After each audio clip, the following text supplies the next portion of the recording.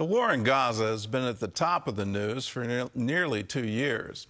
What many don't realize is 20 years ago, Israel's government expelled thousands of Jews from the territory. The move was supposed to bring peace, but it failed miserably. CBN News Middle East correspondent Julie Stahl has this look at the recent and ancient history of Gaza. In 2005, Israel's Prime Minister Ariel Sharon uprooted 21 Jewish communities in the Gaza Strip and 4 in Samaria, or the northern West Bank, expelling 10,000 Israelis. Known as the disengagement, it was supposed to bring peace. Since then, Hamas and other terror groups have launched tens of thousands of rockets from Gaza, carried out many suicide bombings, and dug numerous terror tunnels.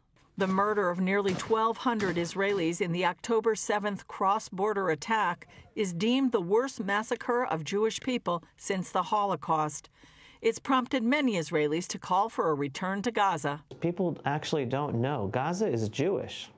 Jews have lived in Gaza on and off for thousands of years. Gaza is first mentioned in Genesis and later named as part of the inheritance given to the biblical tribe of Judah. Avi Abelo from the Pulse of Israel says even in the early 1900s, there were Jews living in Gaza. Before Israel was established in the 1940s, there were Jewish communities in Gaza. Unfortunately, the British, because they didn't want to defend the Jews, they basically expelled them. They said, run away, because we were being killed by the pogroms by the Arab Muslims in the 1920s and the 1930s. From the 1948 establishment of Israel until the 1967 Six-Day War, Gaza was under Egyptian control. Following Israel's victory, most of the 21 Jewish communities there were established in the 1970s and early 80s. The communities began to thrive. Over 30 years, agriculture grew to a $60 million per year industry, producing 15% of Israel's exported vegetables. Nicknamed the Celery Lady, Anita Tucker successfully farmed in her community of Netzer Chazani for decades. 10 years ago, she told CBN's Scott Ross about one of her first encounters with the Arabs there. One day we see, like out of no place comes, like out from under the sand dune comes this Arab with his keffiyeh and his long galabiyah, his long Arab robe. We see they have bread and salt in their hands in the Muslim tradition. Bruchim habayim, welcome, they say to us. We're so glad that you're here. Tucker says the local Arabs were happy for their success. They were happy with that blessing because there was work for their people. We taught them modern agriculture. She said the relationship started to break down when the world began talking about peace. I say they misspelled it, and instead of writing P-E-A-C-E, somebody by mistake wrote P-I-E-C-E, and they started tearing us to pieces and tearing the Arabs living in Gaza to pieces. Yair Shoshan was an 18-year-old resident of the community of Gadid in 2005. We knew the minute we would leave the farms of Gush Katif, we knew we would pay a price. We knew it would cost us in missiles, in terror attacks, and shootings. In the end, here we are, closing the circle. The 9,000 residents of Gush Katif decided not to leave voluntarily. They felt they had settled the biblical land promised to Abraham, Isaac, and Jacob with the blessing of the Israeli government. Until the end, they believed for a miracle. It was the saddest thing that the soldiers participated in the disengagement. They evacuated us. They pulled us out. They took us out by force. And we thought it wouldn't happen. Until the last day, we were sure. The gardeners were taking care of the gardens. And until the last day, we were watering the grass, and we were certain it wouldn't happen. After more than 30 years of nourishing successful communities, it took just a week to obliterate Jewish life on the sand dunes of Gaza. I thought it was a terrible mistake to withdraw because it sends the wrong message to the enemy that you are going back under pressure, that you are actually surrendering because you just don't want to fight. Israeli Minister for Diaspora Affairs, Amichai Chikli, served in the IDF at the time. I think that October 7th is a direct result of the disengagement. And I have one thing to say about it.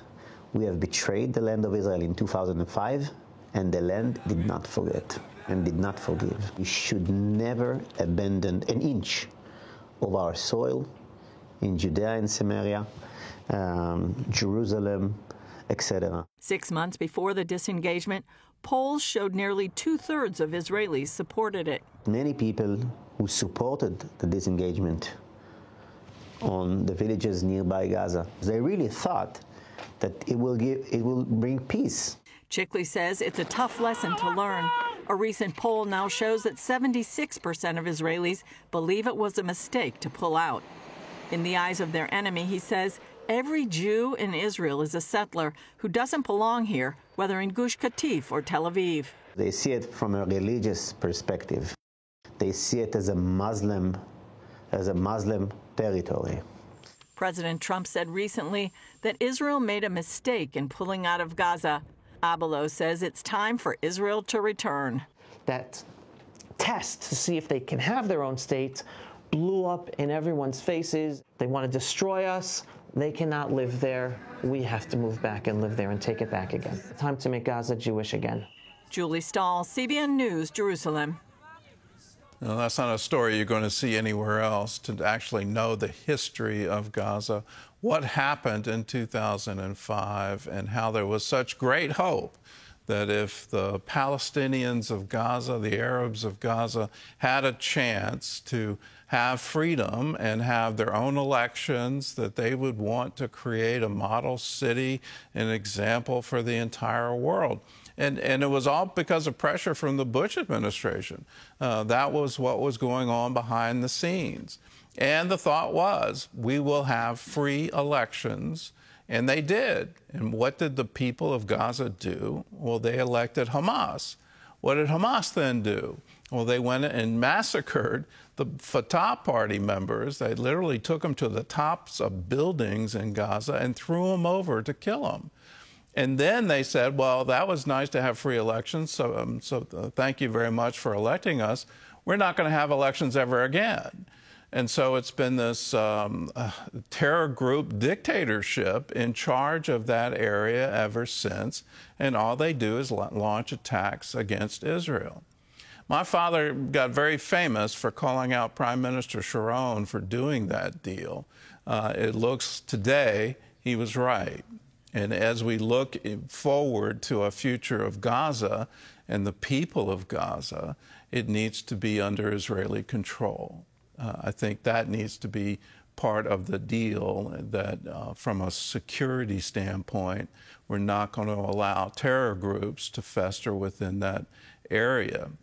From a civilian population standpoint, having them elect their own leaders makes a lot of sense, but it still needs to be under Israeli control.